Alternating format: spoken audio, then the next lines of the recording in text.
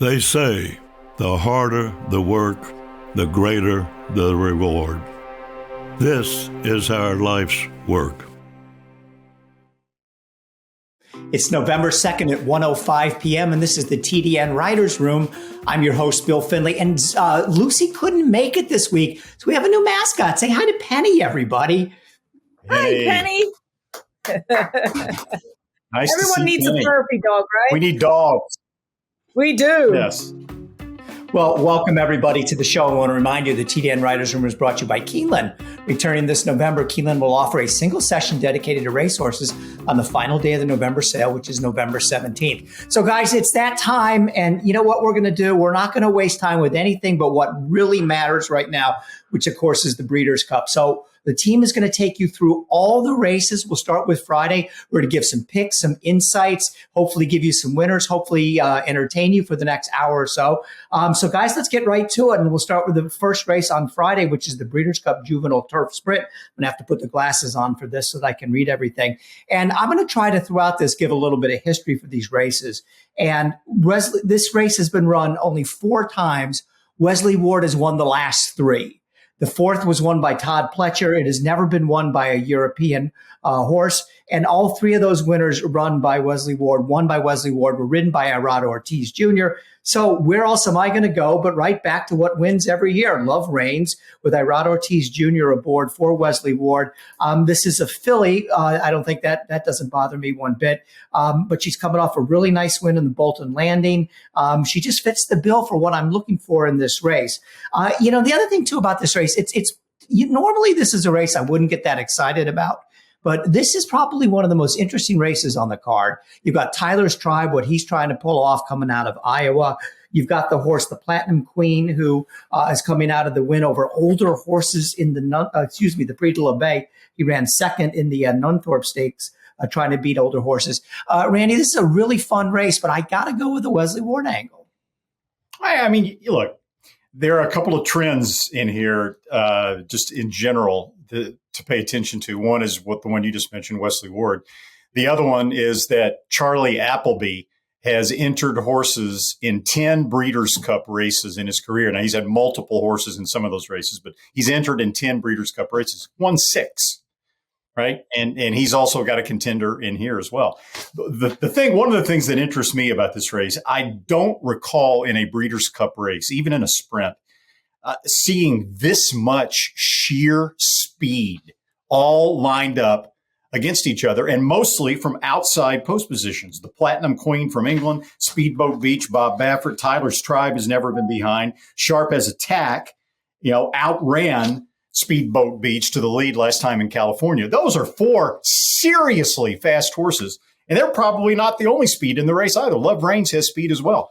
So I'm going to go for a horse from a little off the pace, and I'm going to go with Charlie Appleby, the European Mischief Magic, who typically is in the back of the pack. He's going to need some racing luck. But I just think even at 5.5 furlongs, this race could be falling apart the last 1/8 of a mile. And what price would Blackbeard be if he was in this race, if he hadn't been retired to stud by Aidan O'Brien? That horse beat him a couple of lengths. He won the race. This horse was 4th behind Blackbeard. So, I mean, this horse has got some serious form as we talk about Mischief Magic, a son of Exceed and Excel. Just think Blackbeard and then think Mischief Magic. So I think you're definitely on the right way. I mean, if you can get 8-1 on Mischief Magic, go on with it. I don't think you're going to, purely because of the Charlie Appleby record that you just talked about. Charlie seems to know exactly what horses to bring. Now, Aidan comes, he was quoted as saying, the reason that keeps him coming back to Breeders' Cup with all these horses is not winning, it's defeat. Because he wants to win. He keeps getting beat, so he keeps coming back and keeps punching. But Mischief Magic, definitely the way to go. I'm high on the filly that's coming over, the Platinum Queen. I just love her. I mean, she's probably going to think she's carrying a high weight now. She's carrying 119. She's carried 116 last time. Holly Doyle. She's going to have to be used. We're going to have to see what kind of speed she's got. But I don't think she's a need the lead type. Speedboat Beach is drawn right on the inside. He actually had a canter around the turf course today and was actually being overtaken by the Europeans. And I thought this was a very un-Bob Baffert-like thing to do, because Bob never works horses on the grass. You can't work them on the grass at Santa Anita. But the fact that he even took this horse out there for a canter around was unlike Bob. That's nothing that he's really done before. And you couldn't really see if the horse got a feel for the track because he was going so slowly. Umberto just kept his head cocked and just kept him basically cantering around the dogs. But he looked fine out there. He will get a new rider. It's really interesting that Flavien Prat gets back on. Hernandez does not ride the race. He's been taken off this one. We'll get to the dirt mile a little bit later, but he does still retain the mount on Cave Rock. So Flavien Prat knows his turf course like the back of his hand, and I think it's Speedboat Beach's race to lose purely on the pure speed factor. Randy, and I'm glad she brought up Speedboat Beach, because from a figure standpoint, what do you do with this horse? The huge number on the dirt and then the not so huge number on the turf. Also, to me, this is just not Bob Baffert's game. He has started 133 horses in the Breeders' Cup and only one prior in a turf race. I don't like him at all. I don't like him at all in here. And Bob concedes that if we still had the juvenile sprint on dirt, which they ran for a few times, in which he won with Secret Circle, that's where Speedboat Beach would be running. He'd be running on the dirt instead of the grass. The only reason he's running in a turf race, and the only reason he ran in the Speakeasy, is because there is no Breeders' Cup sprint for 2-year-olds except for this grass race. So he gave him a shot on the turf. He ran well. He won. I don't think he ran as fast as he's going to need to run to win today. And with all the other speed in here, even though he set last time, he set second. I just have trouble thinking that he's going to be that much of a contender in here at the end. And for the Platinum Queen, I share Zoe's opinion about the Platinum Queen and how good she is. The one concern I have about her is that when you look at her European races, to use their language, she tends to wander a little bit as she comes through the stretch. She tends to respond. I think the bend is going to help her. She's got to run around a turn now for the very first time in her career. Even down the straightaway, she's in and out. She's in. I just have a problem with how she's going to handle the bend. Yeah, I think she loses focus, to be perfectly honest. I think the bend is going to help her. Of all the horses coming over, I think running around a turn is definitely going to help her, because if you've ever stood at the bottom of one of those 5 furlong mile straightaways, that's an awful long way. I think she might just re-brake when she turns for home and sees the straightaway. I really think it's going to help her. All right, we move along now to the 7th race on the Friday card, which is the NetJets Breeders' Cup Juvenile Fillies.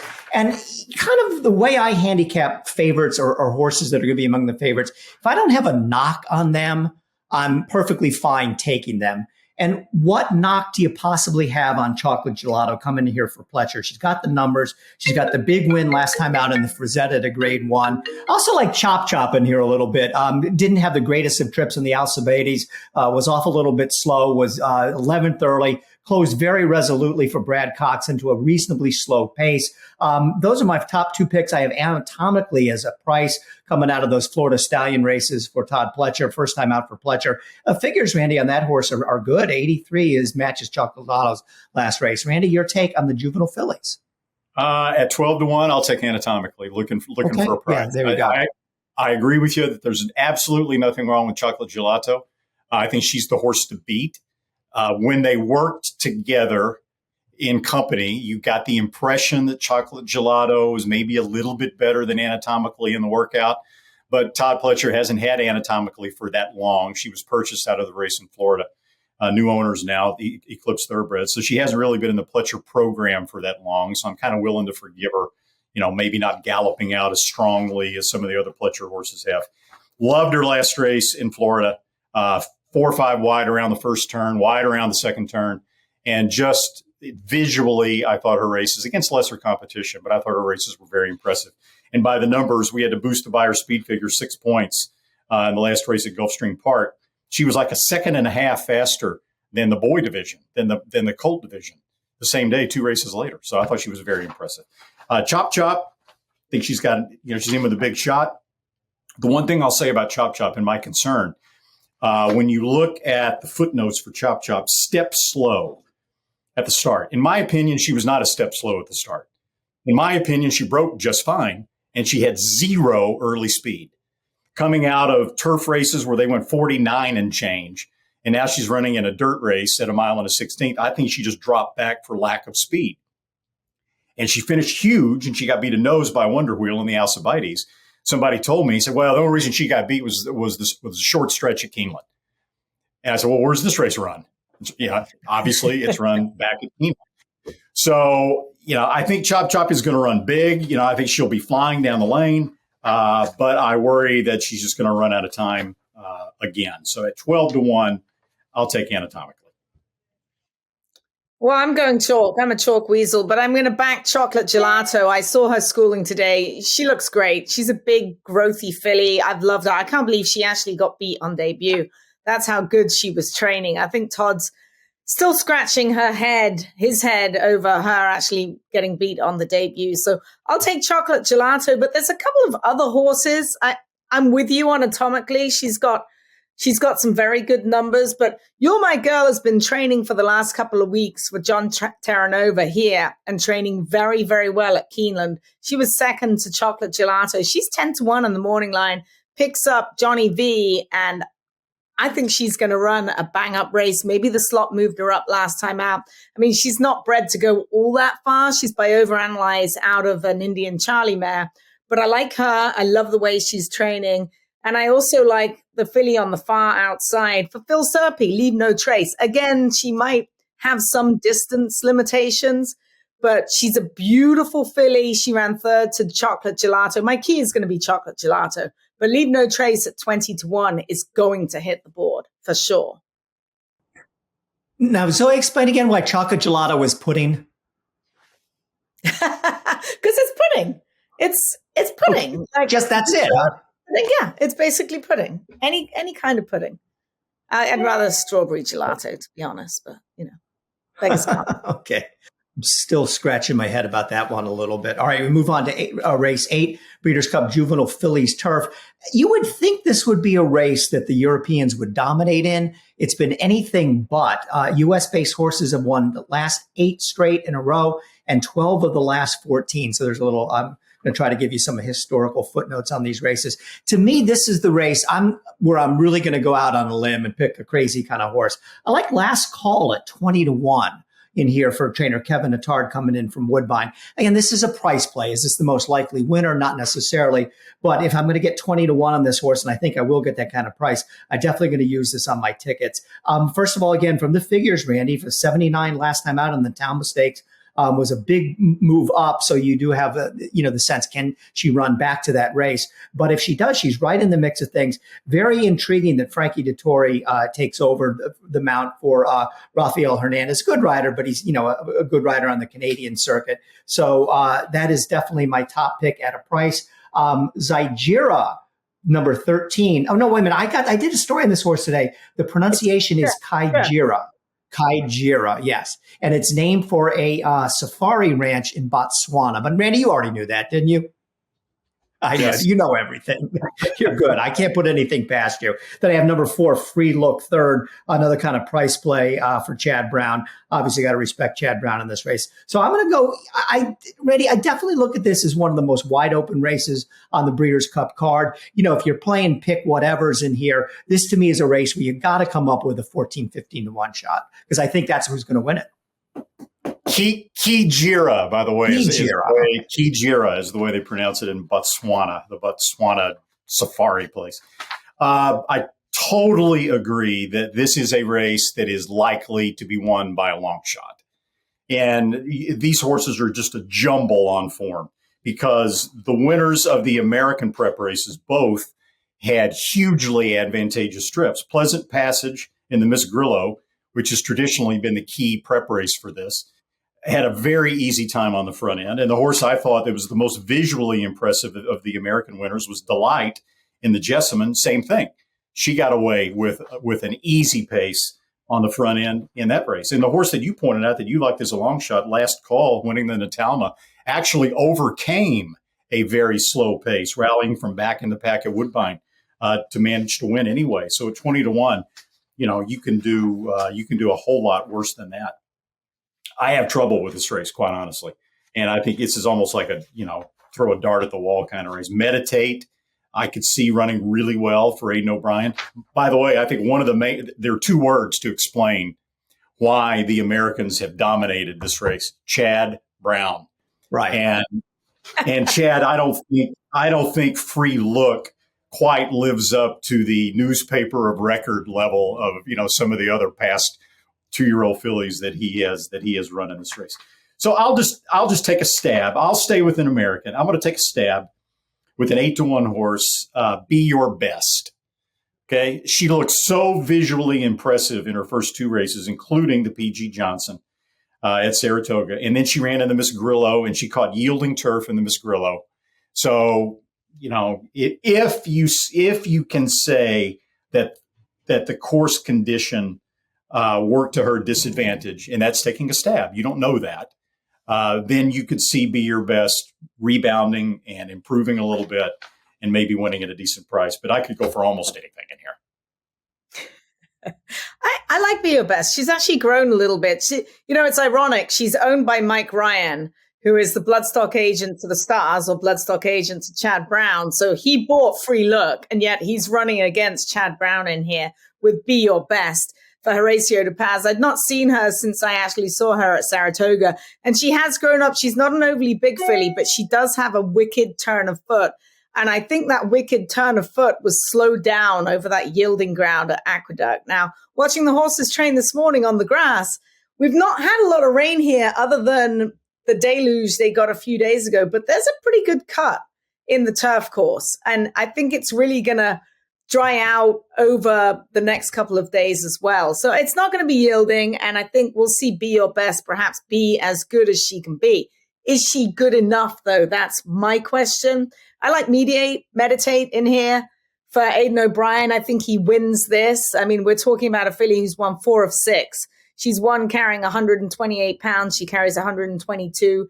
She doesn't get a terrible draw in the 10 holes. She's got some horses on the outside, and she's been running against some good fillies. I like her, and I'll take her with Free Look for Chad Brown. Free Look is a filly who I've always liked. I don't think she got the best pace scenario last time out, but I think she's going to come back a much better way. I don't think the Pleasant Passage is going to be able to walk the dog like she did last time. She might be third.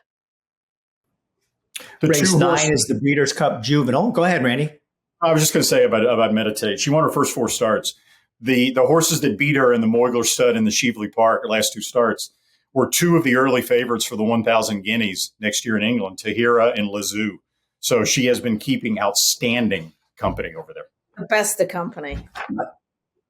All right. And once again, the 9th race is the Breeders' Cup Juvenile. I'm not going to try to beat Cave Rock in here. Not only is he the fastest horse, not only has he been the most impressive, but it looks to me like he's loose on the lead as well. I don't see anybody going after him early. Baffert has done an exceptional job with this. I think this is one of the best 2-year-olds. Baffert has been so dominant in this race. He's won it 5 times. Though it's interesting, none of his Breeders' Cup Juvenile winners won a Triple Crown race. So, does that augur well for K-Rock if he wins? Well, we'll find out. I certainly think that, I'm not going to dismiss this horse from the Triple Crown races at this point. That would be foolish. But he's the best horse in the race. He's loose on the lead. And, I just don't see, again, I don't want to take 4 to 5 necessarily on this horse. But, from a standpoint of, is he going to get beat? I certainly don't think so. I'm a kind of wise guy. Well, I don't know how much of a wise guy horse he is because he's 6-1. His blazing 7s for Chad Brown. I don't know what happened to him in the Hopeful, but his other 2 starts have been dynamite, winning the maiden special at Saratoga by open lengths and then coming back to win the Champagne in a very good performance. Nothing wrong with Forte. I'll throw him in 3rd. But Randy, can they beat Cave Rock?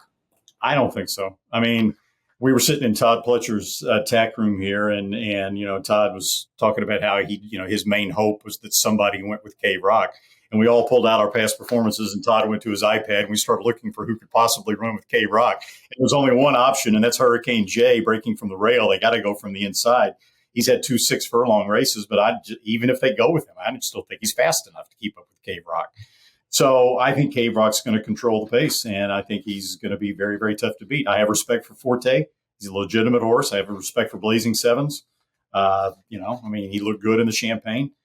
But I just think it's Cave Rock's race to lose. National Treasure, Baffert's other horse, ran a nice second to Cave Rock in the American Pharoah. But in talking to Bob, he thinks that maybe down the road, National Treasure could be a better horse next year at longer distances. He thinks he's got more developing to do physically. And, in talking to him, even with blinkers on, he doesn't think that at this stage that National Treasure is as good as he's going to be a little further down the road. Yeah, to be honest, I think if Bob owned National Treasure, he'd just bring Cave Rock. But he's a good horse. You can't be afraid of one horse ever. We've seen this time and time and time again. So that's why he's here. But Cave Rock, let's face it, he's a man against boys. Watch him school today, and everyone's talking about how he looks like Arrogate. He doesn't look like Arrogate. He travels a bit like Arrogate, but he is thick. He's a big, beautiful son of Arrogate. He's got the frame, and even Bob alluded to this the other day. He looks like a 3-year-old already. Arrogate as a 2-year-old was a big gangly thing with legs all over the place. But Cave Rock, he's got it all put together, and he schooled like an absolute champ today. He's a beautiful horse. Numbers-wise, he's going in the right direction. So it's his race to lose. And we all know when the gates open, anything can happen. So I like him. Blazing Sevens, yes. I think Verifying, I've watched him train a little bit. He doesn't need to be on the lead, and I think he's going to be in that second flight with Joel Rosario. It wouldn't surprise me to see him run a huge race. He's a good horse. I'm not sure we've seen the best of yet. All right, we move along to the last of the 2-year-old races on Friday. It's the Juvenile Turf. And as opposed to the Juvenile Fillies Turf, this has been one where the Europeans have been much better. They've won 10 of the last 15. Aidan O'Brien has won this race 4 times. Here's where I'm going with Charlie Appleby in here. And, Charlie Appleby figures to have a huge Breeders' Cup. I like number 4, Silver Knot, with William Buick aboard. His numbers out of Europe, the time form rating last time out of 102. Randy, in general, is there a rule of thumb how you compare time form ratings to buyer numbers?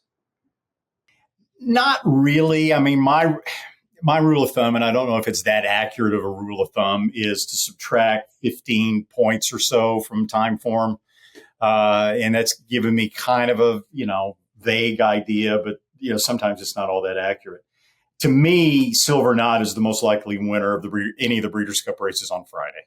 Oh, wow. We saw Appleby send over to Woodbine the horse that won the Summer Stakes so impressively, Mysterious Night. And we were all for weeks saying that, okay, Mysterious Night's going to come back over here and he's going to be the heavy favorite for the Juvenile Turf and he's probably going to win it. Well, Appleby is not bringing Mysterious Night because Silver Knot, he believes, is a better horse. And he's rated more highly than Mysterious Night, who just dominated in the summer. So, Silver Knot's form is great on paper. You got the Appleby factor. None of the Americans here. I think Paxa Wallop, even though California horses have traditionally done very poorly in the 2-year-old turf races, I think they're 0 for 49. Paxa Wallop visually has been the most impressive, to me at least, of any of the American-based 2-year-old horses. And I know Mike Smith has been very impressed with Paxa Wallop as well. So that's my exacta. Silver Knot and Paxa Wallop in here. I'm very busy. I love him. I've loved him from the get-go. He was the one that stood out to me watching these horses train all summer at Saratoga. His maiden win was impressive. I think Major Dude got away with the lead last time out, and this horse just couldn't catch up over the yielding turf at Aqueduct. He gets Flavian Pratt back on, and he has looked a standout training here at Keeneland in the morning. You want to see a good-looking son of cloud computing? Take a look at this guy. He is hubba handsome. I'm very busy. For me, numbers-wise, he doesn't stack up. And I'm with you with the Charlie Appleby Silver Knot. Like, numbers-wise, nobody's beating him, and maybe they won't. But I think that maybe I'm very busy can get the jump on him. If you see him in the morning, Randy, you'll be like, oh, wow, who is that? He just stands out. I got a long shot for you, Mustache for Vicky Oliver. has run some serious numbers, and he'll be flying late. Watch out for him. He's in the 12 holes, so he's probably going to save some ground. 20-1 on the morning line. I think he's legit. I'm very busy. I encourage people to go back and watch, go to YouTube or anything you want and watch the Pilgrim Stakes in his last start. To what Zoe's talking about, I mean, one of the reasons why she likes him, I believe. He was running against a major dude. He rolls up on the outside at the quarter pole like he's going to win by 4 or 5 lengths. It's just a matter of how far he's going to win at that point. And he didn't go by. And Flavien Prat, who rode him that day and will ride him again, blames the course condition, blames the yielding turf. That he was just kind of floundering the last quarter of a mile, couldn't really, propel himself like he would normally finish and get a hold of the turf. And they're looking for a lot better finish from this horse at Keeneland. The TDN Writers' Room is brought to you by Keeneland. Keeneland Thoroughbred Sales produced 54 of the horses entered in the Breeders' Cup. Alumni include 3 entrants in the Classic, all of whom are graduates of the Keeneland September sale. Epicenter, Life is Good, and Olympiad. Through 2021, 123 Keeneland grads have won 132 Breeders' Cup races. That is an awful lot of races, guys. It was announced this week that multiple French Group 1 winner Dream Loper, who will make her next start in the Breeders' Cup Mile, will sell during Book 1 of the November breeding stock sale. Book 1 starts at 1 p.m. on November the 7th, right after the Breeders' Cup. When the thoroughbred world descends upon Lexington this November, there is one place you need to be. The place where history comes alive with every championship victory. He's authentic indeed! The place where the future is built with the fall of a gavel. The place that exists to be the heart of this industry. The center of it all. Home to the November breeding stock sale and 2022 Breeders' Cup, Keeneland. Speightstown, Munning, Echo Town. It's Echo Town for Joe Talamo, and Echo Town raced away. And Echo Town is drawing away in the stretch. Echo Town wins the Allen Jerkin Stakes. A sire line so prolific, it repeats itself. Echo Town. The TDN Writers' Room is brought to you by Coolmore. Top sire Uncle Mo has an awful lot of horses going forward in this year's Breeders' Cup. Golden Pal in the Turf Sprint, who will retire to Coolmore shortly afterwards. Some other progeny of Uncle Mo include Curly, Larry, and Mo Stash in the Juvenile Turf, Leave No Trace in the Juvenile Fillies, Hurricane J in the Juvenile, Awake at Midnight in the Distaff, Slow Down Andy in the Dirt Mile, Family Way in the Filly and Mare Turf, Bye Bye Melvin in the Turf, and Uncle Mo, check this out, will stand for 150 next year at Ashford. And by the way, Curly, Larry, and Mo will start from post position number 3. You can't make these things up. I like that, Randy. 3, of course, 4. The great Three Stooges, the greatest comedy routine trio in the history of comedy. Huge Stooges fan here, so I love that horse's name. All right, so we kick off the Saturday card with the Filly and Mare Sprint. I'm going with Cece in here, and I like to see horses trying to repeat what they did last year. And last year, she comes into this race off a win in the Chillingsworth. Before that, a run in the Ballerina. Before that, a run in the Princess Rooney. What did she do this year? Princess Rooney, Ballerina, Chillingsworth. I think she's going to get a really nice trip in here, too. Just sort of stalking from just off the speed. I know her number was a little bit slow in the Chillingsworth last time out, at 95. But I think, Michael McCarthy seems to have it figured out how to bring this horse up to this race, get her to peak in here. So that is my pick in there. Frank's Rockette, too, at 6-1 on the morning line. There's nothing to dislike about her. I know people might look at her last race and say, I was just at Charlestown. But nonetheless, I mean, she just ran a hole in the wind that day. Won by 6, got 104 buyer number. And I got to tell you, I totally was fooled by the Japanese horses last year. I guess I shouldn't make that mistake again. I don't like Chain of Love on top, the only horse coming out of Japan for this year's Breeders' Cup. But I'm probably not going to throw her out either, Randy. Yeah. This is such a good race. There's so many horses in here that are just legitimately good. I mean, Slammed is 9 for 12 lifetime. And I've been on the slammed bandwagon now for ever since Del Mar. But from post position number 1, I mean, even at 15-1, I mean, I think she's a good play at 15-1. I don't think she'll be 15-1. But I just think she might get chewed up from the inside post position. I'm not going to try to beat every favorite. To me, the most visually impressive horse in this race, most recent race, was Goodnight Olive. And I know she's the 3-1 program favorite, and she's only running in her second Lifetime Stakes race. But I think she'll sit a good trip right behind the speed. And I think she'll get first jump on CC. And I like a Goodnight Olive CC Exacta. And I also think Obligatory might run pretty well also, because I think the pace is going to be exceptionally fast. And Obligatory is one of those kind of fillies that, lays way back. 7 furlongs is her distance. And I think she can she can come and pick up some of the pieces. The Japanese filly, just in case you're interested in the Japanese filly at 20-1, you can find her last race actually on YouTube, and you can watch it. She's probably, 15 lengths back at one point during that race.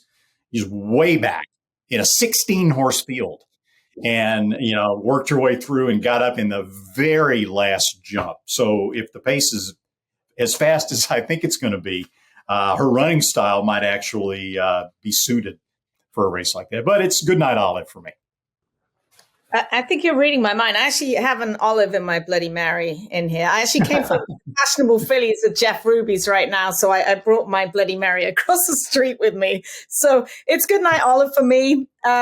Again, I have my life water.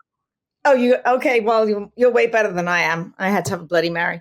Goodnight Olive for me, absolutely. Watching her train all summer long in Saratoga. Chad's done a good job of spacing her races out. And, 5 for 6 with 1 second place finish. It's her race to lose with Irad aboard. Frank's Rocket, I saw her school today. Man, Lady Rocket.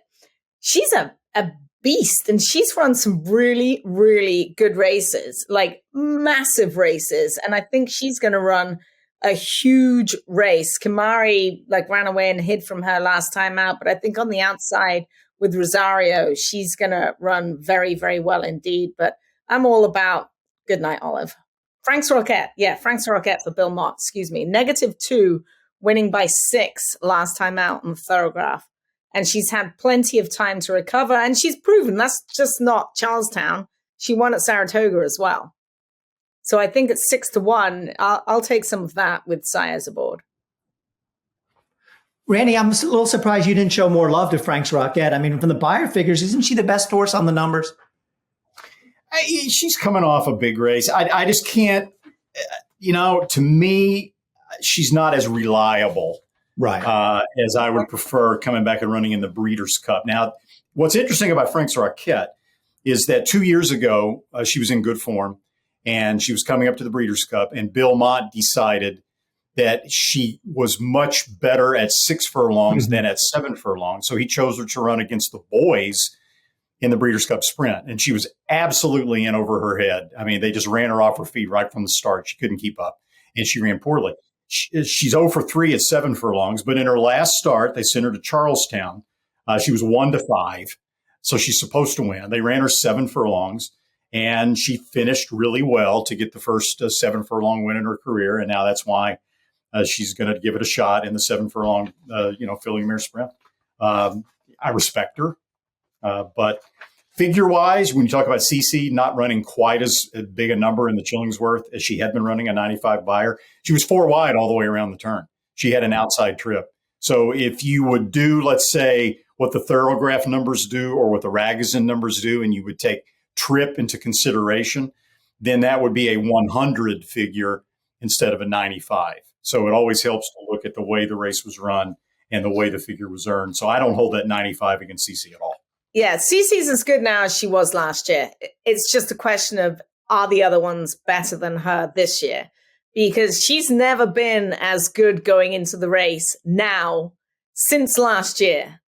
And that's echoed by both Whitey, Michael McCarthy, and Victor Espinoza. She's in tip-top form. You know what's odd? 2 words that we haven't uttered. Echo Zulu. I know, right? Don't like her. Don't like her one bit. Shows you how good this race is. We haven't even mentioned Echo Zulu. I know. Yeah. No, you watch her. She's got to win by 5. She's no faster than she was as a 2-year-old. And that to me is just something, a pattern in a horse that I definitely don't like. She just doesn't look like she's progressed that much. But I was wrong about her last time out. I tried to beat her last time out in that race in Kentucky. But anyways, all right. So now we move along to the Breeders' Cup Turf Sprint, race 4 on the Saturday card at Keeneland. It's another race where the U.S. horses have dominated, had 13 of the last 14 winners. So to me, it looks like the sprinters from Europe are just it's just a different style of racing over here. They go so fast early, and I think that they're going to be up against it. So for that reason, I'm not going to go for Highfield Prince. I came into this wanting to try to beat Golden Pal. And I bet you two are going to, just based on some of the comments we made earlier, I wonder if you guys are going to try to beat him. But, first of all, he's coming off a race where he looked pretty good, but not sensational. The Troy Stakes before that, he only won by a neck. But there's a couple of things going for him. I mean, obviously, Wesley Ward, obviously his affinity for winning the Breeders' Cup races, his consistency, the 106 Beyer number last time out, 110 in the Shakertown at Keeneland to start off the year. And also, in a race like this, you'd think there'd be a huge amount of speed in here. And the only other speed in the race is the 14 horse Artemis City Limits, who wasn't able to keep up with them last time out in the Woodford Stakes. I see Golden Pal on the lead fairly comfortably. I mean, it's not going to be 6 in front and a 23 or anything like that, but I see him getting the kind of trip that he needs. And I think I'm going to play the chalk here with Golden Pal. And I have enough respect for Wesley Ward. I'm going to throw in the 7 horse, Arrest Me Red, as well, as my long shot play in there. Randy? When you watch Golden Pal's races, especially even last year in the Breeders' Cup, it looked like he got a head start. It looked like the gate opened on his post before all the others. That's how fast this horse breaks from the starting gate. The only races on his form where he didn't break that quickly were the King's Stand during Royal Ascot, when Irad Ortiz was busy looking around behind him to see a horse that wound up being scratched, and they sprung the gates, and he wasn't ready. And then the Troy at Saratoga, where he kind of broke maybe a half a step or a step slowly and got squeezed back just a little bit. And as a result, he had to stalk for the first time in his career. And he won, but he just didn't win that visually impressively. But here's the thing about Golden Pal, right? You're always trying to look for the favorites to try to beat. You can't take them all.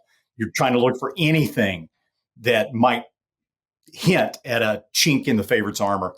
And as you pointed out, Bill, I think Zoe and I both talked last time Golden Pal won in the Woodford. Yes, the figure was good. And it was this turf course, and it's his home track. But he didn't wow me in that race with the way he finished.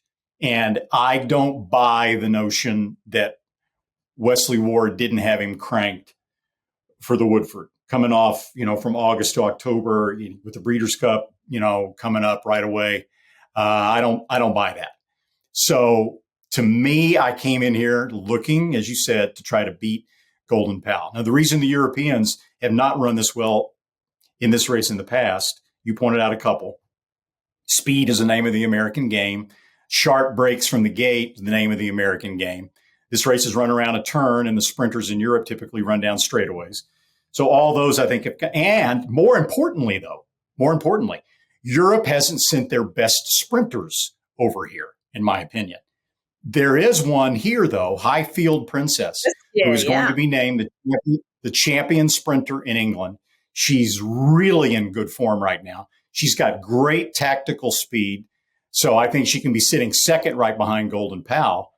And to me, when they turn for home, I think you might see one of these European type finishes here in the United States, where the European just seems to have more in the tank for the final quarter of a mile than the American turf horses do. So even if it's Golden Pal, I'm going to try to beat him with Highfield Princess. Well, Highfield Princess is going to have to carry both of us. So hopefully she can do that. She's carried some, so I know, right? She's carried some heavyweights before. What a mess she is. I would love to know the sudden turnaround. Why all of a sudden at 5 years old, when most mares are thinking of the breeding shed, she's got so good. She's 12 for 30 lifetime. She's 5 for 9 this year. She's made over $1 million sprinting on turf this year. She brings her jockey, Jason Hart, who nobody's ever heard of over here. He's a good jockey back home, but not the top. Trained by John Quinn, an excellent trainer who doesn't get the recognition that he should have. She gets in light with 123 pounds. She's been carrying 130 pretty much her whole life. And she's terrific. I think it's her race to lose. She's shipped over well. She looks good in her flesh. She's adjusted very nicely. She'll be my top pick. I don't like Golden Pal. Same reasons that you stated. But there's one more who I'm going to throw in here. Where is he? I can't find him. Casa Creed. I think there's going to be a pace meltdown up front. And I think this horse is going to come absolutely flying late at Keeneland. Now, he's 0-for-3 at Keeneland, and he's shortening up. He's a dual Grade 1 winner sprinting on turf. I think Bill Mott's stats are very, very good going from a route to a sprint. He's big odds, and I'm going to use him underneath Highfield Princess. All right, we move on now to the 5th race on the card. I love saying this, the Big Ass Fans, greatest sponsor in the history of horse racing, Big Ass Fans, Breeders' Cup Dirt Mile. I had a hard time separating the top horses in here, which are in the morning line were Gunite, Laurel River, and Cody's Wish. I think that it's obvious, and one of those three will win in here. I don't like Cyberknife because I just don't like his last race. I don't like a horse coming into the Breeders' Cup off kind of a clunker. In his case, I know it was a tough field in Pennsylvania Derby, but that was the poorest race he's run in quite some time. I ultimately settled on Laurel River. And, one of the main reasons was, even though Cody's Wish is 5-for-5 in a mile, he's never won a mile around 2 turns. He's not a 2-turn horse. Neither is Gunite. He's strictly a 1-turn horse trying to stretch out from 7 furlongs to a 2-turn mile. Laurel River, among the 3, is the horse that has had 2 races around 2 turns at 1 mile and won both of them. Plus, I've been listening to Zoe rave about how this horse has been working out. Yeah, I mean, it's funny looking numbers wise. If you check out the rags and the Thorograph and the Buyer speed figures, he doesn't have the best numbers in the race. But I think physically for me, I'm going to have to go with Laurel River. It's interesting that Hernandez is off and Ortiz is on. Hernandez has ridden this horse in his last 2 starts. It begs me to wonder, had Ortiz not been riding the Juvenile, would he be riding Cave Rock? I guess that's something we'll never know. But Ortiz replaces Hernandez on here, and Hernandez has done a terrific job. But I think Bob is just looking at the overall picture. If I can get Ortiz, I'm going to put him on. So he rides Laurel River in here. I think it's his race to lose. Cody's Wish has run some massive numbers, but I'm with you on the 2 turns things. But one thing about Bill Mott bringing horses in, he doesn't misplace his stock very often.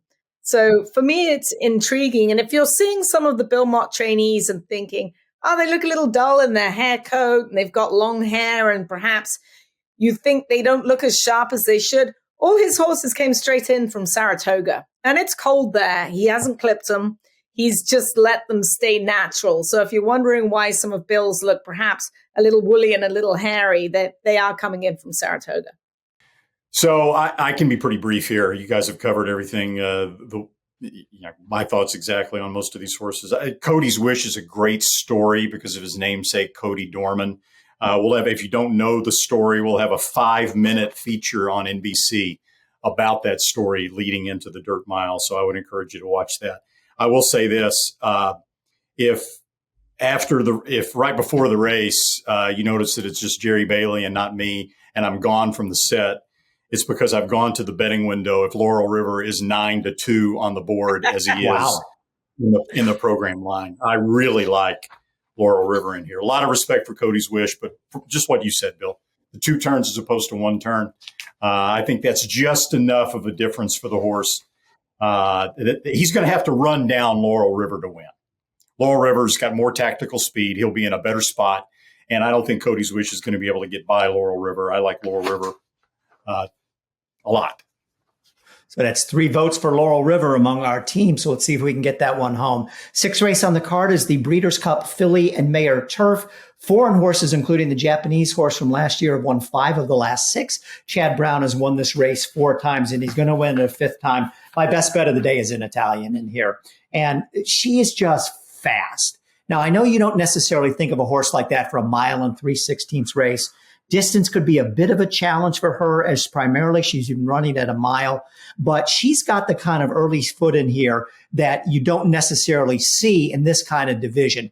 Usually horses that go to the front, plod along in 24 and change, 49, that type of thing. She's capable of getting out there. Look what she did in the Just a Game, 22-1, 45-2. I know she faded that day, but she's got that kind of speed. Last time out in the First Lady, that was a really good field, all Chad Brown all the time. She goes to the front. She holds on easily to win, comfortably by a length. I think she gets out front. I'm not in love with the 11 post, but I think that'll also force Joel Rosario's hand. He can't fool around. He's got to take her right to the front. I really like her in there. Chad Brown obviously has this race. He's figured out how to win this race. I don't like his other filly, Rougier, that much. He's been a little bit confusing to me all along. And I think Above the Curve, Joseph O'Brien is the best of the, not the best, because obviously Nashua is going to take a lot of money. It's probably a deserving favorite in here. No knocks on her. But Above the Curve only lost to her by a nose last time out in the Prix de l'Opera. Looks like she's improving. It'll be a little bit of value, but better value than Nashua on there. So I'm very confident in Italian is going to go wire to wire, win this one for Chad Brown and give him his 5th winner in this race. Do you think maybe she might bounce? She ran a huge race not that long ago. Yeah, I could totally see her winning. She's going to control the pace. The post doesn't bother me because she's going to control the pace. There have been several races in her career already where it looked like there was competing speed in the race against her. And an eighth of a mile out of the gate, boom, she's gone. I mean, she's got a tremendous turn of foot that first furlong. And she relaxes after that. They found that out. So I think she will control the pace. My primary concern is not the bounce. My concern is that in her last 2 starts, where she was so impressive and the numbers were so big, she was running on turf courses that were just like this. The Saratoga turf course was extremely firm. And at the beginning of the Keeneland meet, the turf course was just out of control firm. They've been, they didn't want the turf course to be that firm for the Breeders' Cup. So I've been told they've been watering the turf pretty aggressively to try to get it. They don't want it European soft, but they want to, take some of the hardness out of it. So I don't think an Italian is going to get the same sort of footing that she got in those last 2 starts. That's the only concern I have for her. But I agree with Bill on Above the Curve. Nashua was a legitimate favorite, but again, I mean, they were hard to separate at the end of their last race. They were right there together in the Prix de l'Opera, which has been traditionally, an outstanding prep for the Filly and Mare Turf. And the thing about Above the Curve, when they sent her to Longchamp to run in the Prix de l'Opera, Joseph O'Brien trains Above the Curve for Coolmore. They also had Tuesday running in the Opera. She's also in this race. So, as I was told, Ryan Moore had his choice of which filly he wanted to ride in that race, and he chose to ride Above the Curve because he thought she had a better chance than Tuesday. And Above the Curve finished ahead of Tuesday. Now, in this race, you get to the big stage, even bigger than the Prix de l'Opera for the Coolmore boys, as they call them. You get to the Breeders' Cup, and I haven't found out yet. We're going to talk to Aidan O'Brien later. But in my opinion, I think Ryan Moore was asked to ride Tuesday. I don't think he was given his choice in this race. So Johnny Velasquez will pick up the mount on Above the Curve. And at 9-2, I'll take her to win. I can't talk you off of her. I love Nashua in here. I know she ran a huge race in the Prix de l'Opera. It was coming off a layoff, and John Gosden knows exactly what type of horses to bring over here. I don't think she was at her best that day, and I don't think she was at her best on that ground. I don't think it took too much out of her because I think she was looked after a little bit by Holly. And I think she's the best filly in the race. So she gets in with 120 pounds. She gets Holly Doyle. She's well drawn on the inside. Even though she just ran on the 2nd of October, she's fresh because I know that John didn't have her fully cranked for that race, because why would you bring her back if you didn't have other races after that race in mind? So she's coming over here, and I think she is a filly to beat in here. I think Chad's filly, the speed of the speed, like you said, Randy, probably not going to handle a little bit of give in this turf course. They were cutting it up pretty good. Good thing they were around the dogs this morning on the outside fence, so you don't have to worry about the turf course at all. But it's Nashua for me, and I'm looking forward for Holly Doyle to win her first Breeders' Cup race. Bill, this is the first time that I'm going to piss off Zoe. Uh-oh. You ready? All right. Let me drink this. Yeah. I wish I had a Bloody Mary or a margarita specifically instead of my life horse. I'm Look, we know that European racing is a different animal from American racing, and we know that riders have to make an adjustment in the way they ride typically when they transition from European to American racing. William Buick does it brilliantly. Frankie Dettori does it brilliantly. Holly Doyle is obviously a top-level rider. I mean, she's the most successful female rider in the history of British racing, and she's just a good rider over there overall. Forget about being a female or male. Okay, she's had 2 mounts in America. The first mount was in a Breeders' Cup race. I don't remember if it was last year or the year before. You can go back and watch it on video. She did not look good. Her second mount in America was in the 2-mile Belmont Gold Cup this year on June the 10th at Belmont Park. And it was probably the worst ride I have seen in any major American stakes race in 2020. Wow. It was a horrific ride. You have to go watch it to believe it. So that's my I agree Nashua is the horse to beat, but that's my primary concern. I know it's horse racing. It's not jockey racing. And Nashua, I think, is the best horse on paper. But that's the primary reason why I went above the curve instead of Nashua. And Zoe will probably never talk about it. Go get him, Zoe. Come on. You got to go get it. You got to fight back for Holly here. Hey, it's a 2-mile race, and I will go back and watch it. So I'm going to forgive her for that. She's done nothing wrong on this filly. And I think you'll be buying me a Bloody Mary at the end of Breeders' Cup. We'll bet on it right now. And I'll just leave it at that. I know where to find you. Okay. Nobody's drinking extra Anejo today? Well, Randy left his at home. Looks like he's in a trailer somewhere. I am. Okay. Next race on the card, the 7th, is the Breeders' Cup Sprint. Jackie's Warrior, obviously a heavy favorite when Jack Christopher wasn't entered in here, really changed the whole complexion of this race. Probably be the biggest favorite on the card next to, I would imagine, Flightline in the Breeders' Cup. And you know what, guys? I love Jackie's Warrior, but I got to try to beat him in here. Last year he was 1-2 in the sprint. He didn't come through. In 2020, he was 9-10 in the juvenile. He didn't come through. Last time out in the Forgo, he ran a big race, got a big number, a 109 buyer, but at 15 cents on the dollar, he didn't come through there either. I don't think this is a particularly tough race for him, having said, even though it is a Breeders' Cup race. I'm surprised I'm saying that, but he just looks like, I can't count on this horse, especially if he's going to be 3-5 in here, maybe even a little bit lower. I'm not in love with anybody else in here, but I'm such a big Wesley Ward fan. I'll try to get Kamari home, and Mare running against the boys here. Randy, I don't know where these 2 numbers came from. They came out of the middle of nowhere in a 5-year-old year, but a 105 in the Honorable Miss, a 106 in the Gallant Bloom. If she can run that number, she can possibly give Jackie's Warrior a fight. And if he's not going to show up and put in his very best race, she could win. Now, she gets 3 pounds, not a big deal, but for the filly allowance. Jackie's Warrior cinch here, Randy, or am I onto something? I agree with you in a certain respect. Jackie's Warrior's races that he lost in the Breeders' Cup can be excused, really. 2 turns in the Breeders' Cup Juvenile, we know now, is not Jackie's Warrior's game. Del Mar last year, he came out of the race with a chip in his knee, and he had to be operated on. So you can make the case, whether it's true or not, that his form was compromised in that race by injury. Last start, he had no excuse. He was outrun at a short price. But to me, I agree, that's the kind of horse you want to try to beat. My problem with Kamari is that in her last 2 races where she ran the big numbers, she ran in very short fields in slow-paced races.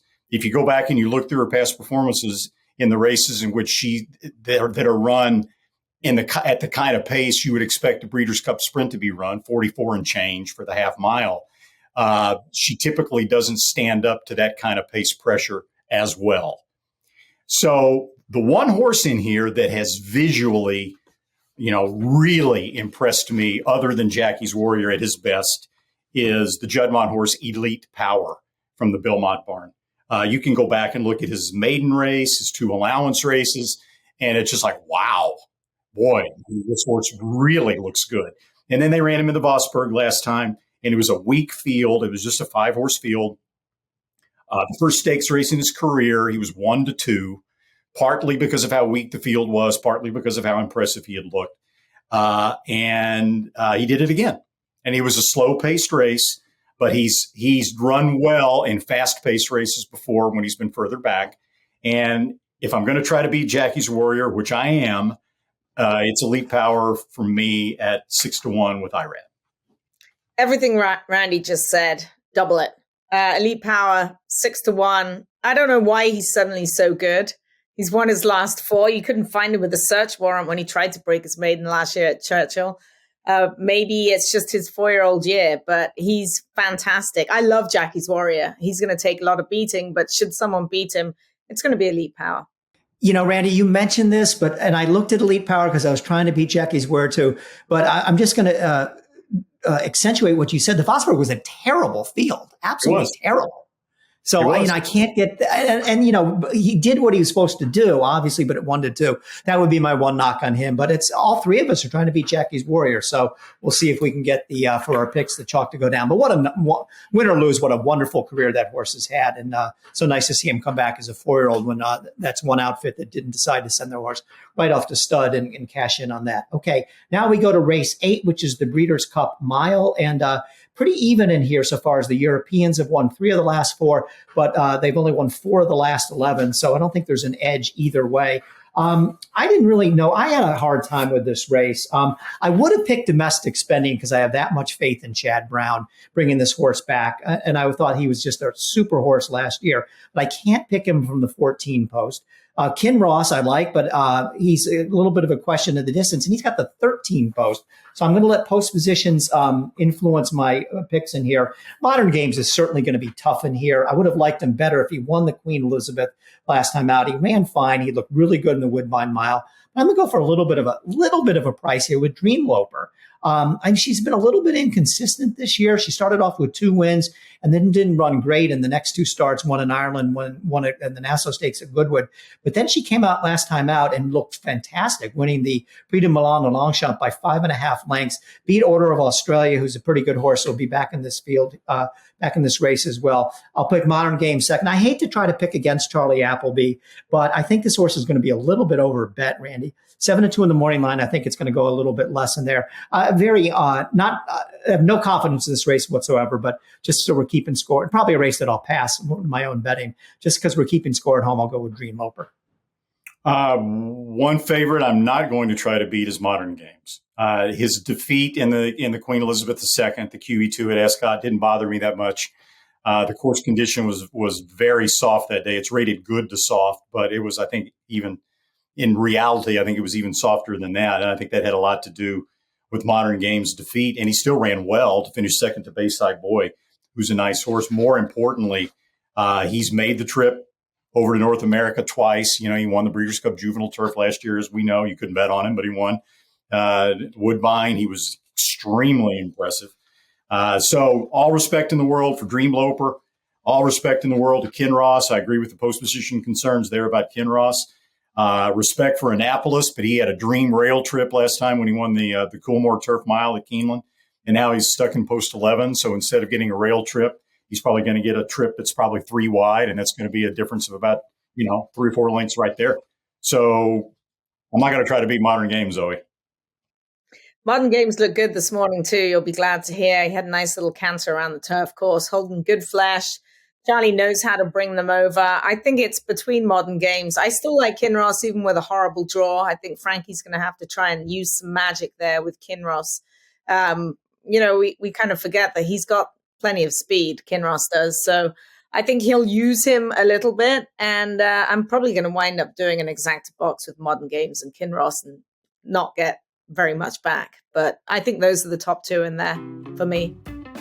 The TDN Writers Room is brought to you by the Pennsylvania Horse Breeders Association. The Pennsylvania Bred Claiming Crown Trial will be debuted at Penn National. That'll be Friday, November 25th, with 2 introductory starter allowances with purses of $50,000. The conditions for the starter: 3-year-olds and up and 3-year-olds and up fillies and mares who've run for a tag of 7,500 or less within the last 18 months. Very familiar starter allowance conditions. And speaking of PA, we'll be talking about a horse who made her last start in PA coming up when we talk about the Distaff. We'll be right back after this message from the PHPA. Here in Pennsylvania, we're proud of our breeding program, the best in North America. But we're also proud to be leaders in this industry. The PA Horse Breeders Association is funding cutting-edge research at Penn Vet to detect gene doping in thoroughbreds. And we endorsed the SAFE Act to help protect the most vulnerable horses. Plus, we're pleased to support the aftercare programs set up by our horsemen's groups. Just a few of the reasons why you should join us in Pennsylvania, the premier place to breed and race. The Green Group Guest of the Week is sponsored by The Green Group, an accounting and tax consulting advisory firm specializing in the thoroughbred industry. With over 500 clients in the horse business, they have proven strategies to save you taxes. Learn more about how they can help you at www.greenco.com. Moments ago, we got to see the Champ Flightline School, and I stood on a tree branch to basically interview John Sadler. John, we've done this before. I'm on the hill and you're on the downhill. How are you feeling? Feeling good. The weather's going to be nice for the big weekend. I'm happy about that. I don't have to look at the weather app 20 times a day. So the track was beautiful this morning. They had a nice gallop. So we're just on, 2 more days after today of the same thing. He looked like he's schooled to perfection here today. He really did. He likes this paddock. We brought him last Friday in the races, and he was very good. So, I don't know. Had him penciled in maybe to school again tomorrow. He may not even come because he's really good. And it's nice as you have such a large crowd. So it kind of simulates, not like it's going to be, but it's nice, a big crowd. Do you feel like a little bit of a weight's been lifted off you because most of the heavy lifting has been done, John? I don't know. They asked me that. I don't know. We got 2 more days to go, and horses are day to day. We all know that. But right now I'm in a good mood. His last work, I don't think I've ever seen him finish quite as fast as he did here at Keeneland. Yeah, he's such a good worker. You've seen so many of his works, and they're all published. He's capable of doing anything in the morning, but he went very well over the track, and the way he comes back out of it, he's not drawing a breath. So we feel pretty good about his conditioning. You came with Accelerate a few years ago. Is it a different feeling now that you've won a Breeders' Cup race and now you're bringing Flightline? Well, everybody was shocked yesterday. I said, well, this is a better horse, So the idea when you come to the Breeders' Cup, you should try to come every year with a better horse. So this is the best horse we brought here, obviously. So we're looking forward to it. Are you having fun? Yeah.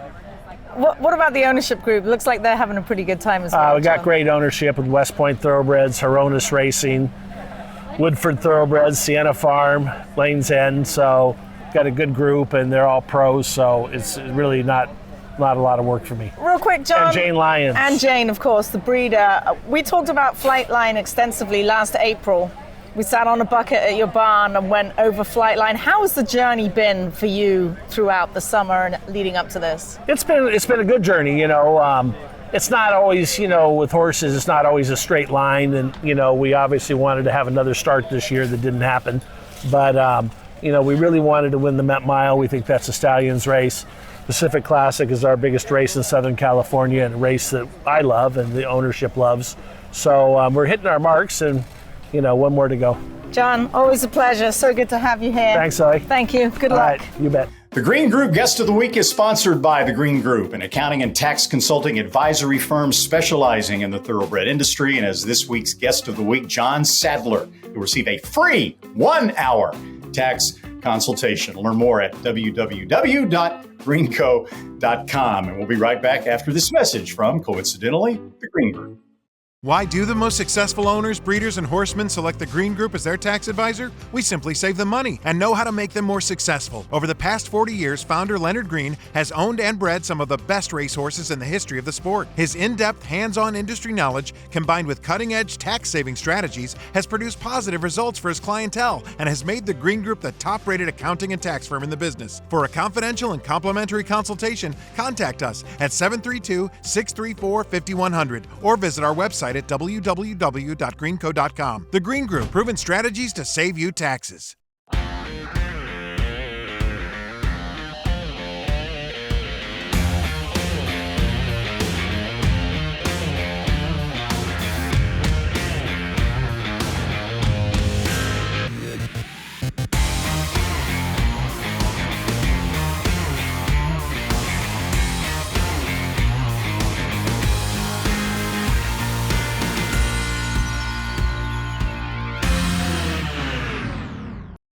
The TDN Writers Room is brought to you by XBTV. XBTV.com is home to all your workouts and more. The XBTV workout of the week is Cave Rock.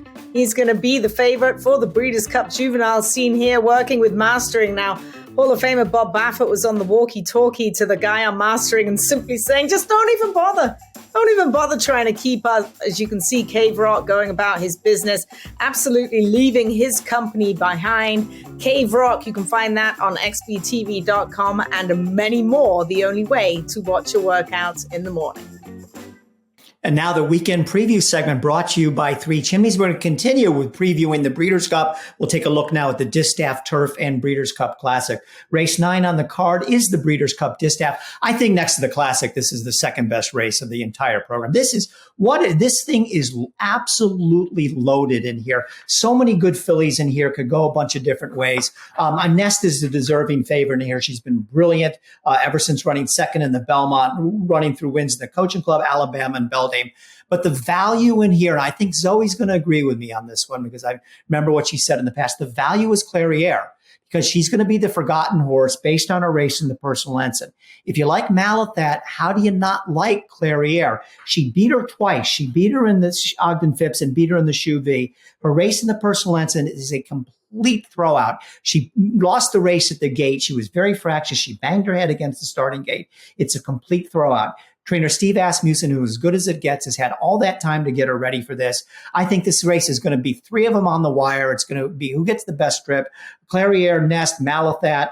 Search results, no slouch either. Remember, Secret Oath won the Kentucky Oaks, but she hasn't been the same filly in quite some time. Zoe, Clairiere, what do you think? I like her. I'm not using her on top.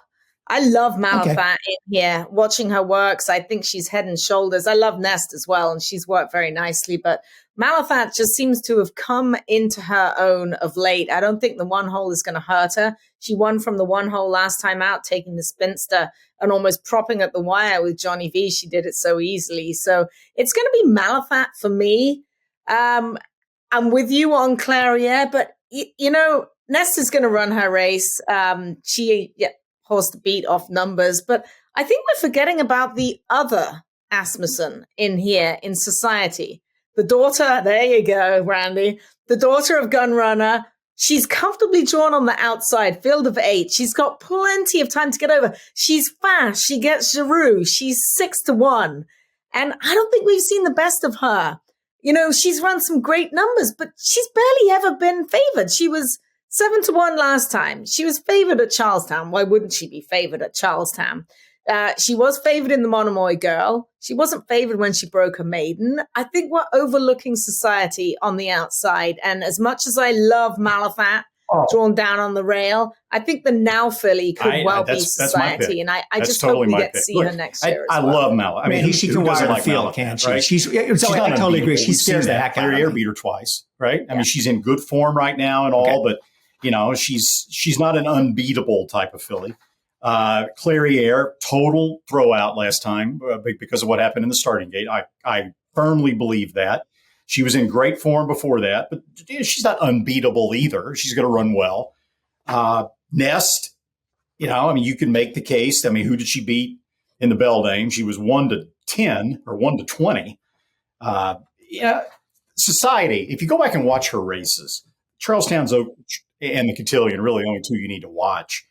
And what you're going to immediately see is going to be like, when the gates open, wow, you aggressively sprinting like a quarter horse almost to the lead. And you're like, how in the heck is this horse going to last? Right? And she gets to the lead, she settles, she relaxes. And then when they start to come to her at one point, she just re-breaks again and opens up and wins seemingly with something left, although I know that's often misleading. What's going to happen in here? Search Results has speed. But even though, we didn't talk to Chad Brown about this, I promise you my opinion. Since Search Results was run down at 1 1/8 when she hooked up with Latruska early in one of her other races, I think they're concerned a little about her getting the 1 1/8 distance. And I don't think they want any part of going up to Hook Society on the front end. So I think they'll be content to sit second. And that means Society will have a nice, comfortable trip on the front end. I think she'll control the pace. Wake at Midnight will be up there stalking as well. But that's Society's game. And given the fact that I think she's going to get the trip and that she's in great form, and the name of the game on dirt is speed, at 6-1, that's me. Race 10 on the card is the Breeders' Cup Turf. Let's move on to that. The Europeans have won 6 of their last 7, and they're going to have some very strong horses in here. But I tell you, I can poke holes in most of the main European contenders. First of all, Rebels Romance, 3-1 in the morning line. You got the Appleby factor. But the horse has won his last 2 Group 1s in Germany. German racing is just not as strong as France, Ireland, and England. You can't take that and look at it and equate it to what you see in the 3 main countries in Europe. The other Appleby horse in here, Nation's Pride, Randy, it just isn't all that fast. I mean, another horse looked very good, beating 3-year-olds in the Saratoga Derby and the Jockey Club Derby Invitational, but that 96 buyer number doesn't do a whole lot for me. Mistress, 11 horse at 6-1. I know Soft last time out in the Arc de Triomphe, anybody can run poorly in that race, but it's just not in good form right now. Hasn't won in ages, all the way back since August 18th of 2021. So I think that there's, like I said, I'm going to poke a hole. I got some knocks in every single one of the main European contenders in here. So if I'm going to go for an American horse, I'm going to go for Warlike Goddess. I absolutely loved her last race. I like the way that she was closer to the pace. Now, that was with Lescano aboard. Rosario comes back on her. But her Flower Bowl was a disaster from the trip. She's just so consistent, so good. She's got Bill Mott. And Mott, what a smart trainer he is in here. To run her against boys last time out in the Turf Classic, to come back against boys again, she certainly has a better chance in this race, I think, than she would have in the 1 3/16 Breeders' Cup Filly and Mare Turf. So I'm a Warlike Goddess fan in here. I think she's a terrific filly. She should have won the Eclipse Award last year. She's going to win the Eclipse Award this year when she wins this race, Randy. Oh, look, would I be surprised if Warlike Goddess beat the Europeans? No, I would not. I mean, I think all love in the world of Warlike Goddess. I don't want to sound like I'm, going to run out and buy stock in Charlie Appleby. But look, I went into here deciding, I thought I knew who I liked the better of the 2 Charlie Appleby horses visually, but I knew William Buick was going to have his choice. So I said, let's let William Buick make the call here. Which horse is better of the Applebys? Is it Rebels Romance from Germany, or is it Nation's Pride? And William Buick has chosen to ride Nation's Pride. And I think it is a good choice. The buyer speed figure of the Jockey Club Derby, the 96, doesn't bother me in the least. And this is why. Last year, Yibir was shipped over by Appleby to run in the same race, the Jockey Club Derby, and he won it. And he looked pretty good winning it. He got a 94, if I recall, 94 buyer speed figure. And they took him back to England and they brought him back for the Breeders' Cup Turf. And as a 3-year-old, he took a big step forward when they got him back to the 1.5 mile turf. And he ran 10 points faster. He ran a 104, coming from way back, nailing the speed at the wire. To me, Nation's Pride was far more visually impressive in the Jockey Club Derby than Yibir was the year before. If you look at Nation's Pride's 3 races in the United States this year, he's been here and back 3 different times, so he's accustomed to it. I think he shows a great progression already. In his first start, the Belmont Derby, I hated Frankie Dettori's ride. I thought he rode him very passively. early, and he got himself shuffled back, and he was way too far back. He wound up, 4 wide on the second turn. Still finished well to be narrowly beaten by Classic Causeway, a horse that he should have been able to outrun in his sleep at 1.25 miles. Came back in the Saratoga Derby, Dettori off, William Buick on. He, as you see happen a lot of times with these European riders when they come to America, especially Ryan Moore, William Buick rode Nation's Pride very aggressively out of the gate, wanting to get him into the race as opposed to his previous start with Dettori, and rode him so aggressively that you wondered how he would finish. But it's Charlie Appleby. It's a European horse. He finished very well. He went by Classic Causeway. He won. He was drifting a little bit, wandering in the stretch, probably because he was used so much early. So I was very interested to see if there would be a progression third time out in the Jockey Club Derby. And immediately you knew there was, because he put his back to Frankie Dettori. He put Dettori right into the race at the start. Didn't have to urge him at all. He took him right there. And the pace wasn't that slow. And then when he kicked, oh my gosh. I mean, you talk about a visually impressive kick. 22-4 for the last quarter of a mile, going 1.5 miles, 2:24.14 final time. I think he's going to show another step forward in the Breeders' Cup Turf. And I know I've gone over my time allotment here, but I like Nation's Pride to win. Yeah, what he said, basically. Wow. Okay. That's it. That's simple, huh, Zoe? I mean, I can't really add much more to Randy's diatribe there, but yeah, what he said with Nation's Pride, I do like More Like Goddess. I have to say, and I hope maybe that Rosario watched the race last time and see that she can be a little bit closer if it's slower. But I will say one thing: I didn't think she had as good a turn as foot last time. I thought maybe she just hung just a little bit rather than produce late. I'm not sure we saw such a blazing turn of foot. Was that because she was closer early? It was. Yeah, it Right. was. She got the job done. So, but she's going to be facing a lot stiffer. So I'll just leave that in Rosario's hands. She gets a little bit of a break in weights with 123 pounds. Hey, she's 5 for 5 of the distance and 2 for 2 at Keeneland. You can't beat that with a stick. Mm-hmm. So it's her race to lose, and we'll just see how she comes up against Nation's Pride, who, what he said, basically. Good job, Now, thank you, Zoe. Now, just like we didn't talk about Echo Zulu at all when we got to the winner sprint, we have not yet uttered the word Mishrif. Despite the fact that I did. I knocked Mishrif. Oh, you knocked him. I'm sorry then. I'm sorry. I was too busy thinking about my diatribe for Nation's Pride. The thing, if Mishrif happens to win this race, and it's John Gosden, for Christ's sakes, he will be the richest horse in earnings ever to compete in North America, primarily because of, obviously, the Saudi Cup that he won, the inaugural Saudi Cup on dirt. I just think he's a little over the top, like you said, probably. And so that's why I couldn't go with him. So there. TDN Writers Room and the weekend preview is brought to you by Three Chimneys, the home of Gunrunner. And how about the prodigy of Gunrunner in the Breeders' Cup? Taba in the Classic, Echo Zulu in the Filly and Mare Sprint, and Wicked Halo also in that race. Gunite and Cyberknife in the Dirt Mile. Society, we've talked about her in the Distaff, and Grand Love, who probably set the pace in the Juvenile Fillies. Sharp Ass Tekka also stands at Three Chimneys, his progeny in the Breeders' Cup. Alma Rose, let's say that right. Alma Rose in the Juvenile Fillies, and then in the Juvenile Turf Sprint, both Tyler's Tribe and Sharp as Attack. That's a nice murderer's row lineup there for Stallions standing at Three Chimneys. We'll be right back for part 2 of the weekend preview after this message from Three Chimneys. Here comes Taba. Taba in the center of the track with good-looking stride, squares off with Cyberknife. Cyberknife takes the lead. Taba going with him.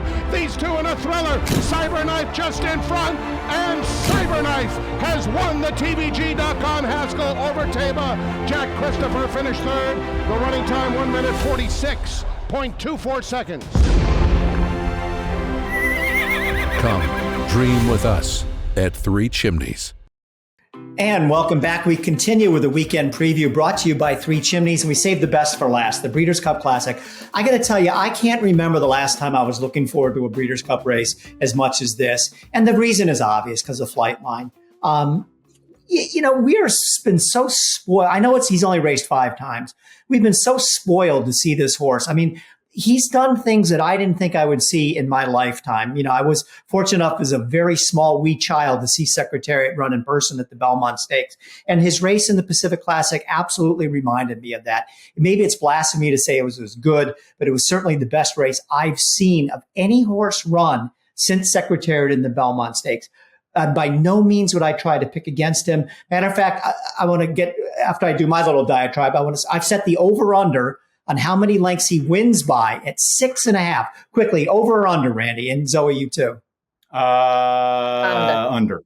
All right. I made you think about it. The reason why it's not 19, of course, is because he's running in a much, much better field than he ran against in the Pacific Classic. I mean, in hindsight, that probably wasn't a very good field. He's not going to win by 19 lengths, but, it's such a treat. From a betting standpoint, I think the way to go is to try to figure out who's going to run second in here. I'm going to take a stand against Life is Good, who probably is probably be the third or fourth choice in here. There's not a ton of value in throwing him out. I didn't like his Woodward one bit. I know Todd Pletcher has given you some reasons why he thinks the race is a little bit better than it looks on paper, but I just don't like him coming into the race off, where he was 1 to 1,000 and, it wasn't life and death to win or anything like that, but he really did, have a challenge on his hands.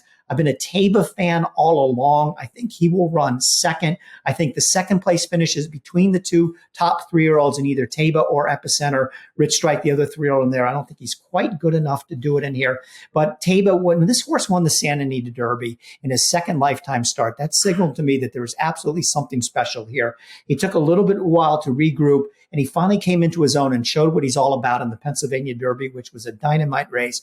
Nothing wrong with Epicenter at all. I'm going to play. It's not a ton of value, but that's how I'm going to play the race. Flight line on top and exactas with Taba and Epicenter, Randy. Bill, after my diatribe in the turf, I'm going to do like they do in the Senate and the House of Representatives sometimes. I'm going to cede to Zoe. Zoe, why don't you go first on Flight line? All right. Well, I mean, you saw Flightline School today, right? Did he not look good? I actually was thinking, judging by the pictures that I've seen of him last week, I'm like, he looks a little lighter than he looked in California. I don't know. He's been working really fast. And I saw him today and I'm like, throw that out the window. He looks great. Mm-hmm. He's going to be tough to beat. I pulled up his Thorograph numbers. -8.5, -4, -5, -5, and a 0 when he broke his maiden. Those are just unheard of. Nobody's touching him. I mean, he can go back 10 lengths and he's probably still the best horse in the race. So it's Flightline for me of everything I've seen. I thought Tabor looked terrific schooling today. Just like a copper shiny penny by Gunrunner. He looks like he's put on weight since he got here, to be perfectly honest. He's going to get a great trip from the rail under Mike Smith. He's probably going to be sitting in the catbird seat. It's going to be really interesting to see how fast they go into the first turn. Because you got Tabor pegged by Life is Good, who they slapped the draw reins back on him this week. They took him off at Saratoga because he'd gotten to where he would acquiesce with the rider and just relax. But he's on his game. And when he's wearing his draw reins, he is on his game. He's been super tough to handle. So I think he's going to be as sharp as a tack, pun intended. And what are we setting the over-under at for the opening quarter? 23 overall? 23 and 2? No. Running down the stretch, straight line, 1.25 miles, 22 and change is the norm. Wow. For the Breeders' Cup. Yeah. 22 and something like that. So I would say obviously with 22 and 3. Randy, how far in what's after the first quarter mile? Life is Good is in front by how much? Where is Flightline? After the first quarter, I'll say Life is Good is in the 3 to 4 path around the first turn, probably a length and a half ahead of Flightline. Okay. When they turn up the back stretch, I think Flavien Prat will go to about the 8 or 9 path going down the backside, while Life is Good is still well off the rail, because I think Prat is going to try like heck to keep Flightline from getting too aggressive and putting him too close to Life is Good. I think he's going down the back stretch. It doesn't matter how wide you are. I think he's going to be way the hell out to the crown. to try to get Flightline relaxed. So I think they'll go 22-2, 46 flat, and then probably 109 and change for 3/4 of a mile. I didn't want Zoe to have to say what he said for 2 races in a row. No. The only scenario that I can see Flightline losing, and this is possibly a stretch, but here it is. Both Life is Good and Flightline have similar styles in that it's almost like there is a stoplight at the 3/4 pole, 6 furlong pole, and it switches to green when both those horses get to the backstretch. They want to go. Right. You saw it in the Pacific Classic, right? Flightline just literally dragged Pratt to the lead at the 3/4 pole. That's when Life is Good wants to go. And I could see Life is Good taking off like a bat out of hell at the 3/4 pole because he's very aggressive right now. And I could see Flightline getting aggressive with Pratt and wanting to go after this horse. Who is this horse? I'm supposed to be in front. You know, these horses are supposed to lay down when I run up to them. And he's never chased a horse as fast as Life is Good. And if he gets too competitive too early, and if he gets up there head and head with Life is Good and they go screaming down the backstretch, and because Life is Good, you know how fast he is. And if they're 10 lengths ahead of the rest of the field and they get to the 1/4 pole and Flightline has put Life is Good away and he's 2 lengths in front, but they've gone 109-1 or 109-2, that's a scenario in which I can see an Epicenter or a Taba perhaps running down Flightline. But interesting, funny, as usual, conversation with Bob Baffert this morning. I asked him about Taba and how he was coming up to the race and where he thought he would be early in the race and all that. And he said, the good news is Taba loves a target. The bad news is he's got to be able to see the target. Bob thinks that Flightline is, in his words, American Pharaoh as a 4-year-old. Right. So it's going to be, it's going to be a fascinating race. I think it's Flightline's race to lose. I'd love to see him go off and, as they say, run off the TV. I think he'll win, but that's the only scenario that I could see him with maybe a chink in his armor. Zoe, what do you think about that as a former rider? Do you think that Mike Smith is just going to sit there when they pop the latches? Because he's in the 1 hole. I can't see him just sitting there and getting covered up. I think he's going to be. You think Taba's? Yeah, I just don't think he's fast enough. And I can't see Smith really sending him to try to go after. I realize what you're saying about the 1 pulse, but I just don't see Smith. I mean, he doesn't want to get involved with it with Life is Good early. He can sit that comfortable 3rd or 4th trip. What Mike Smith told Bob Baffert is that when Taba leaves the gate, you think he's going to be in front. And then as soon as he drops his hands back on him a little bit, the horse gets the message and is like, okay, I'm fine. And then he kind of comes back to him and he allows himself to be placed where he wants to be placed. Now, where that is up to Mike Smith. So I think he's going to be trying to be as close to Life is Good. I think Life is Good is going to go. Mike's going to get to the outside of Life is Good, hold that position, and then Flightline will be in the middle of the racetrack, like you said, going down the backside. Interesting. I think he's going to be a lot closer than you give him credit for, because that horse is sharp right now. Super sharp for him. Will he be second in the early going instead of Flightline? I think so, yeah. Okay, interesting point. Makes the race even more interesting. Works out. The TDN Writers Room is brought to you by West Point Thoroughbreds. Yes, we're all talking about Flightline, and you too could join West Point Thoroughbreds. Go to westpointtb.com. Flightline, that's all we're talking about this week, but West Point Thoroughbreds also have Battle of Normandy in the Juvenile Turf and Obesos in the Sprint. We'll be right back with this message from West Point Thoroughbreds. All the thrills.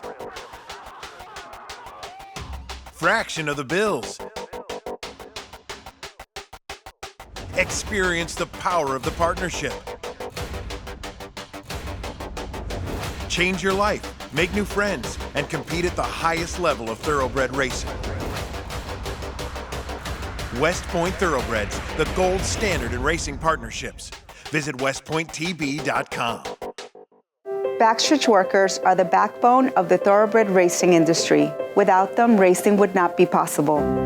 The New York Racetrack Chaplaincy provides vital programs and services to all the workers and their families, like Sponsor a Family, the Food Pantry, as well as other recreational activities and events. You can help by visiting our website and donating today. Every dollar makes a difference to those who give everything to the sport that we love.